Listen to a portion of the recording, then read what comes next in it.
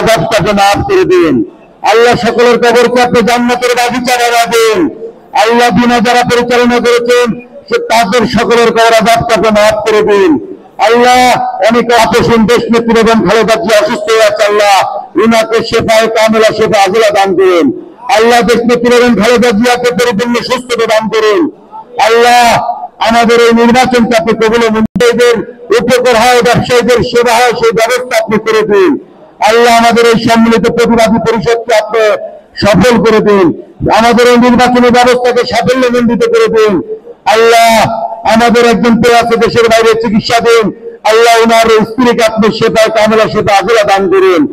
আল্লাহ অপরিসীম চেষ্টা করেছে, পরিশ্রম করেছে আমাদের দলনেতা, আমাদের যিনি দলীয় প্রধান মোহাম্মদ ইউনূস খান সাহেব, আমাদের দলীয় নেতা হাজী ইসমাইল হোসেন সহ আমাদের প্যানেলের সকল পরিচালকদের আপনি কবুল মঞ্জুর করে নেন।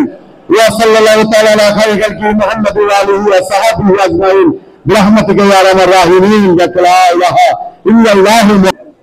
এই পর্যায়ে সকলকে দাঁড়িয়ে থেকে জাতীয় সঙ্গীতকে সম্মাননা প্রদর্শন করার জন্য বিনীতভাবে অনুরোধ জানানো যাচ্ছে।